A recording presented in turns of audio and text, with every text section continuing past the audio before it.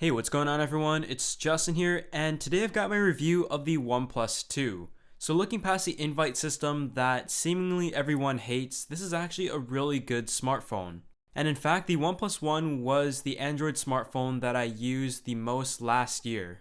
But here's the second generation, and OnePlus has made some improvements across the board, including the build quality, some slight design changes, a spec bump, and it still comes in at a very attractive price point with over 5 million people in line to purchase one. It still features a 5.5-inch display, which might be on the larger side for some, a Snapdragon 810 processor clocked in at 1.8 GHz and is octa-core, as well as 4 GB of RAM on the 64 GB model, a 13 megapixel camera on the back, and a 5 megapixel camera on the front. When you look at the device at first, it does seem very familiar to last year. The camera is slightly lower, and the finish on the back that it ships with is sandstone black.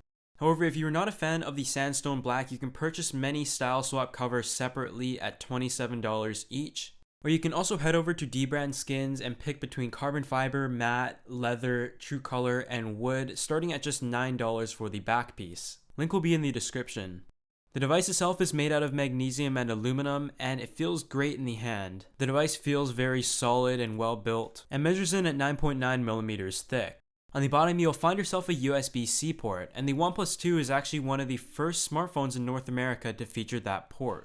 Of course, companies haven't widespread adopted this yet, but we should expect it to come on more devices in the future, but it is nice to see that one company has taken a step forward. On one side, you will find your power button as well as your volume rockers, and I would have preferred if they weren't located on the same side.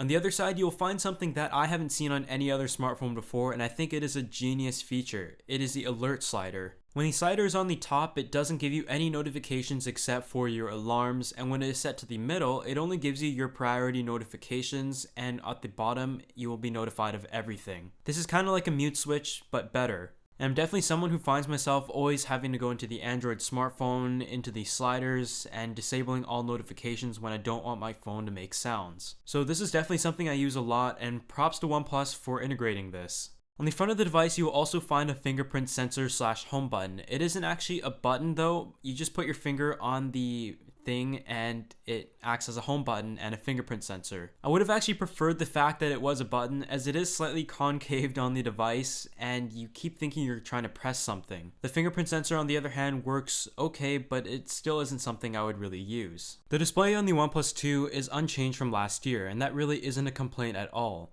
Although it is 1080p, it still comes in at a very respectable PPI of 401, and with that I have no problems with it whatsoever. The colors are still very vivid and accurate, and I think the display looks great, and in turn you're getting a great battery life as well. As you may have remembered, the OnePlus 1 was a collaboration between CyanogenMod and OnePlus. CyanogenMod was great, but this time around OnePlus 2 does have its own software called Oxygen OS.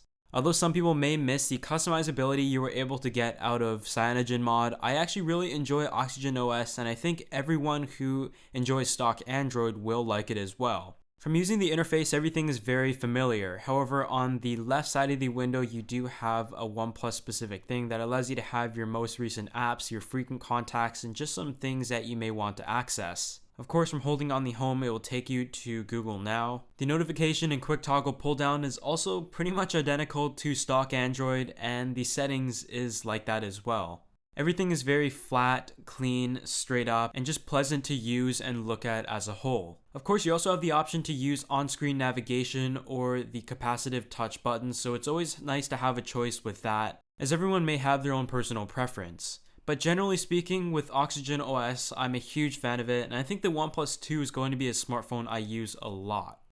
With the Snapdragon 810 octa-core processor and Adreno 430 GPU, the gaming performance is expected to be very good, and also 4 gigs of RAM, not to forget that. Although a lot of people initially thought that the Snapdragon 810 would cause many overheating issues, I never noticed that at all. But with the gaming experience, there was no issue as you would expect, and I think with anything you toss at this smartphone, it should be able to handle it no problem.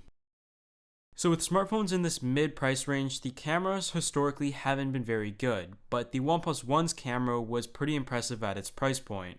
This year's camera is still 13 megapixels with an f2.0 aperture and laser autofocus, as well as optical image stabilization, and of course the ability to record 4K video. And on the front you have a 5 megapixel camera. In well-lit situations, the OnePlus 2 did an impressive job. You can see that the blues are very vivid, and I would argue that some of the images are slightly too saturated, but generally speaking, it really brings a pleasant look to the picture. The sharpness was on point as well, and the only issue I had was in some cases the camera just wasn't as consistent. You would have to take the picture more than once to get the perfect shot. The 5 megapixel front facing camera looked great, and the 4K video was also pretty impressive, as you would expect. Everything was very crispy and the colors were generally well balanced, and you can also see that the focusing technology works great as well in this macro shot here.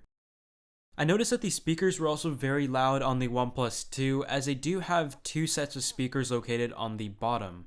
So here's just a little sound test, and although it sounds really muffled because the speakers were so loud that my microphone couldn't handle it, you can notice that the highs are extremely clear, and I noticed that the highs and the lows were pretty good, but the mid-end lacked slightly.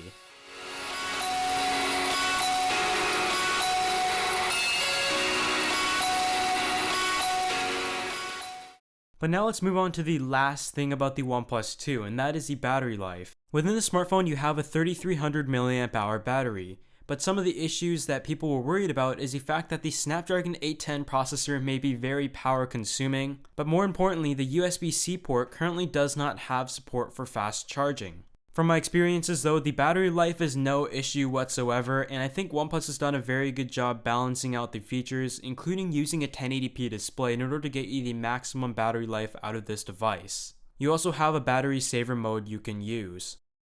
But other than that, this has just been my full review of the OnePlus 2, and the only complaints I really have about it is the fact that the fingerprint sensor or the home button isn't an actual button. But if you're looking for a smartphone and can get your hands on this device through the invite system or however other method you may have, you really can't go wrong with this device at this price point, and it is something that I'm going to use a lot as I really enjoy the software and hardware of the OnePlus 2. But that pretty much wraps it up, and a huge thanks to OnePlus for sending this out for reviewing purposes, and if you enjoyed this video, be sure to hit that like button as it helps the channel out a bunch, and I'll see you all in the next one.